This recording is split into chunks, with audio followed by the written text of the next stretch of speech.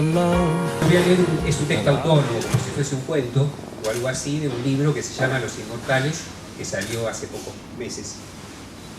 Es mi último opus. No sé si el último, del más allá. Se llama Los bares y los viejos. Y entonces los viejos aparecieron en los bares. Ocuparon las mesas de los bares como si fueran una fuerza desatada en la ciudad, con la energía de... Ay, perdón. Necesito un poquito de... Sí, o... ¿Por qué me...?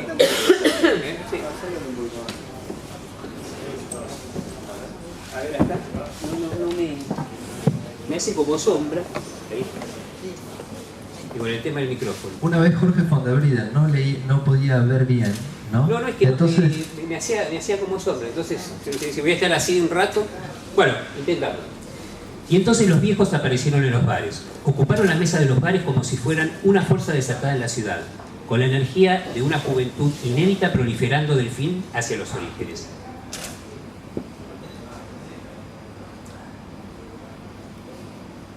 Los bares se iban quedando vacíos, algunos porque ya estaban por cerrar, otros porque en alguna hora del día o de la nochecita van cambiando de público, de luz y de colores. Es una transición sin que nadie lo advirtiera en un primer momento, sobre todo porque nadie puede estar en todos los sitios de la ciudad a la vez. Los bares se van llenando de viejos. Al principio los viejos ocupan una o dos mesas, a lo sumo 3 en cada bar.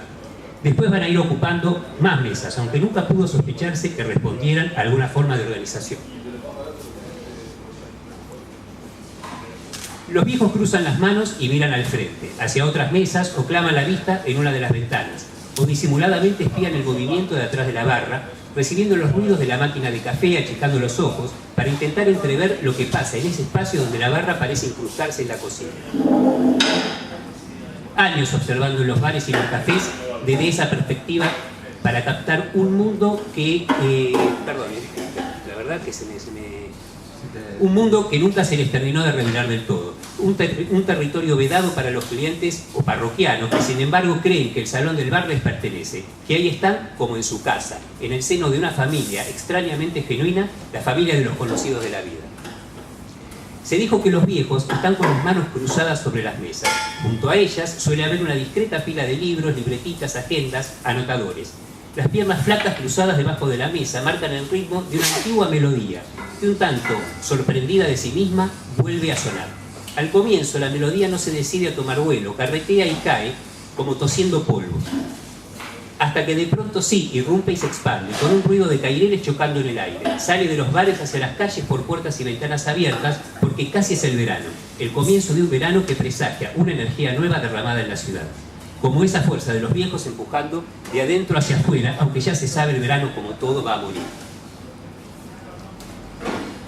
Sobre la pila de los libros, agendas y libretas que los viejos dejan como el descuido en las mesas de los bares, siempre hay unas llaves y un celular. El llavero contiene las llaves inservibles de las casas y departamentos que habitan esos viejos. Inservibles porque ya no regresarán a sus hogares, sino que se quedarán dando vueltas para siempre en los bares, borroneando, releyendo, meditando y sobre todo mirando por la ventana un trajín que los olvidó, dejándolos en esas poses un poco forzadas de marionetas en que los convirtió el paso del tiempo. El tiempo pasó y pegó el grito: ¡salgan, salgan!, como si se estuviera incendiando la cuadra, y todos los viejos salieron a ocupar las mesas del último bar que recordaban haber pisado, el café del barrio y el bar del centro al que iban solos, o el café donde se juntaban con otros viejos cuando no eran todavía tan viejos, sino apenas hombres jóvenes, hombres maduros, hombres de cualquier edad.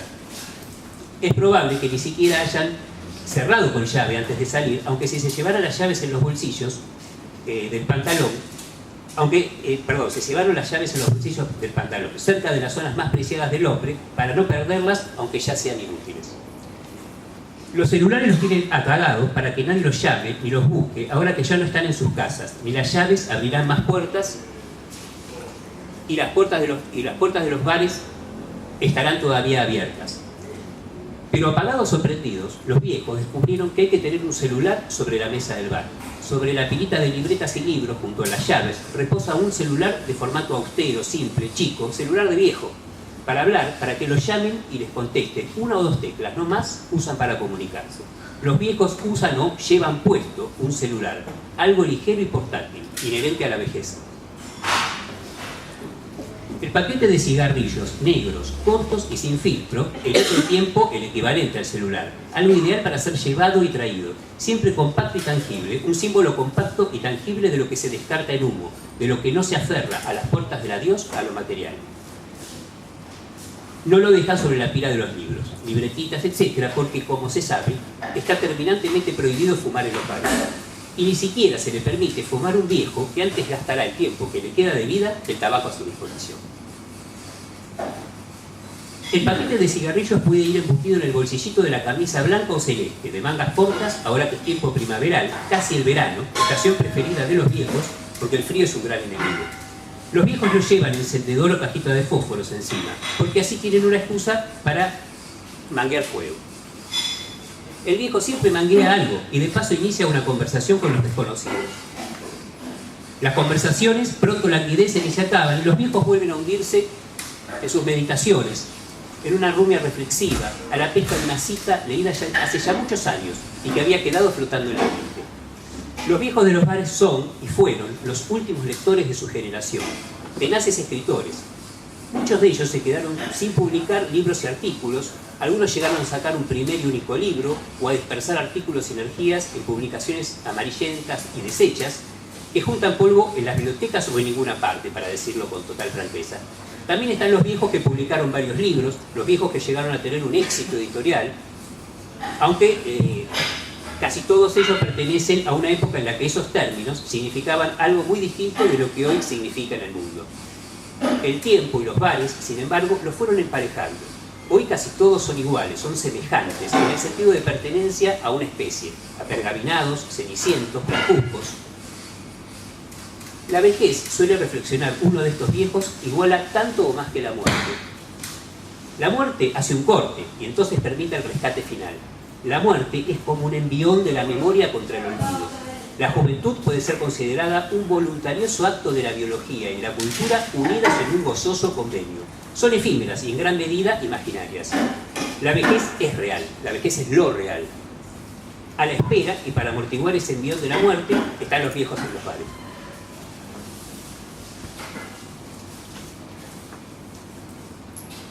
La espera también convoca la memoria, aunque ésta suele faltar a la cita. Están solos, están separados unos de otros. El que anda solo por las calles y los bares puede considerarse un ser libre a la manera en que son libres los solitarios, pagando como precio una cuota de chifladura que repele.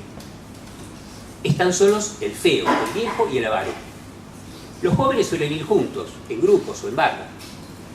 Presienten oscuramente una gota luminosa profanando la oscuridad de su presentimiento, que al separarse los acechará aquello inherente a la soledad del viejo y de los parias. El solo debe tener algo infeccioso y contagioso, porque a la larga todos se van a ir quedando solos. Jóvenes y viejos, jóvenes viejos, estén o no acompañados o amontonados en cualquier sala bajo los efectos de cualquier tipo de terapia, van a estar siempre solos en la conciencia, al borde de la extinción, envolviendo sueños, revolviendo recuerdos. Lo cierto es que, volviendo al tema principal, últimamente proliferan los viejos en los bares. Están ahí como si hubieran estado desde siempre. Y seguirán estando, porque ya no volverán a sus casas, ni a sus departamentos de viejos deprimidos. Como si uno a uno, fantasmales, hubieran salido de la madriguera a ocupar la primera línea de la calle. Bares como la Academia, el primero se rumorea en ser ocupado en la ciudad. La Paz, el Olmo, los Galgos, el Cine, el Guaraní, el Café de los Angelitos, los Pinos, el Foro, el Trébol, los 36 Billares, tantos otros, incluyendo bares que ya no existen. En una de las mesas de uno de estos bares está sentada, por así decirlo, la cabeza de Ezequiel Martínez Estrada. Escritor, valioso ensayista de mediados del siglo pasado, del siglo XX, poeta desertor de oropeles y ripios modernistas, objeto de burlas, recelos y malentendidos, un intelectual cocido en el hervor de sus propias ideas pesimistas. Hombre complejo, matado varias veces por quienes más lo miraban, así como él también solía matar todo aquello que lo apasionaba. Indudablemente invitaba a su ser al asesinato. Está su cabeza ahí y repite unas palabras, una y otra vez, con monotonía. Una voz que no pretende ser escuchada más allá de un círculo trazado con austeridad. Una cita que se cita a sí misma. Habla la cabeza de Ezequiel Martínez Estrada, dice: el Café de los Inmortales, el antiguo Café de los Inmortales, congregó lo más heteróclito de la poesía y el teatro. En su salón, siempre repleto de humos y chambergos, les ahorro, sigue hablando la cabeza de Ezequiel Martínez Estrada, y al final dice que vivieron allí muchos años esos bohemios que habitaban ese café y al salir a la calle se desvanecieron en ráfagas frías. Termina la cita de la cabeza de Ezequiel Martínez Estrada. Los vivos y los antepasados, los seres de aquella bohemia de la memoria del siglo que habitaba cafés tan imaginarios como deben ser. Las cárceles donde los prisioneros viven en un perpetuo ensueño que no es la realidad. Los hospitales donde el dolor irrealiza al hombre. Los patios grises de los colegios centenarios donde los bustos de los próceres miran a los niños con sorna e incredulidad. Volvieron y se convirtieron en una fuerza desatada en la vida. Están por todas partes, célebres y anónimos, viejos de ayer y viejos de hoy. Y sigue hablando la cabeza de don Ezequiel Martínez Estrada. Unidos en la soledad del asilo están los ancianos más incomunicados que en las celdas los reclusos. Miradle los rostros y las manos. Y sigue hablando un poco la cabeza, se las ahorro, unos párrafos.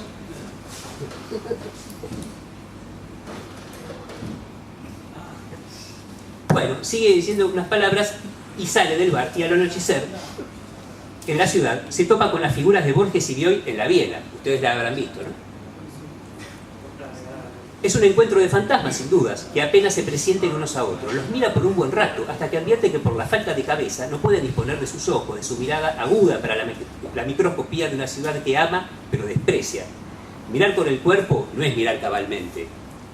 No puede observar con nitidez, sino apenas presentir. Y esos presentimientos son un desastre de desencanto y crueldad. Finalmente huye.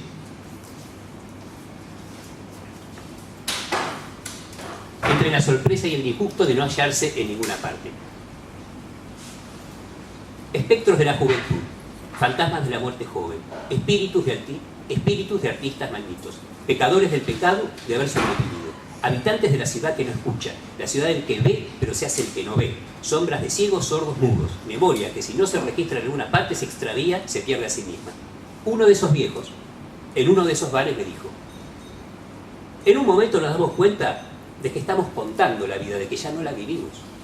Claro que hay algo engañoso en esto, porque cuando uno empieza a contar, todavía la está viviendo, o cree que la está viviendo, y entonces cuida las palabras para que coincida con las cosas de la vida. En un momento uno se da cuenta de que ya no vive, de que todo es el recuerdo del recuerdo. Y de eso habla, en esa incertidumbre flota. Y para colmo, a nadie le importa nada la memoria viva, los recuerdos de los otros, las historias de la familia, los relatos de los viejos oficios que también se extinguieron. Y para eso están las computadoras, dice, que uno ya no maneja, no porque no pueda hacerlo, sino porque esa máquina es su enemiga, un rival imbatible. ¿Quién quiere escuchar? Ese es el drama de la sabiduría, y no vaya a creer que no me doy cuenta. Los viejos no son sabios. Apenas balbucean algo que aprendieron y recuerdan a medias. Ahí empieza entonces la verdadera guerra de los viejos. La guerra de la memoria que ya no tiene la vida por delante. El viejo de pronto calla. Me mira un instante y entonces veo cómo se hunde entre los pliegues de su propio ser. Con una mano estruja una hoja de papel que acaba de arrancar de la libreta apoyada en la mesa del bar. Cuando termina de estrujar la hoja de papel, el puño se cierra y la mano se vuelve un nudo de hierro. El viejo me pide fuego. Pienso que va a prender un cigarrillo y le doy. No importa que vaya a fumar en el sacrosanto salón del bar. ¿Por qué negarle lo que puede ser una última demostración de voluntad? El viejo, en vez de sacar un cigarrillo de algún rincón o escondrijo de sí mismo, le prende fuego a la hoja de papel estrujada. El puño no suelta la hoja. Nos quedamos mirando el papel, el puño cerrado. Del fuego van quedando unos fragmentos carbonizados que la primera ráfaga de aire dispersará. La mano también se convierte en ceniza. Entonces nos damos cuenta de que esta vez todo terminó. Hay silencio, hay cenizas. La ciudad ve paulatinamente apagarse sus luces. Los viejos se van retirando de los bares como sombras deslizándose hacia el suelo. Las calles están vacías. Los viejos son sombras que pronto serán comidas por la oscuridad. sombras o zozobras. Esta vez es el desierto de verdad. Los bares se convierten en museos de sal petrificada. Un poco antes de la muerte, la memoria se devoró a sí misma, dando fin así a la última batalla del tiempo.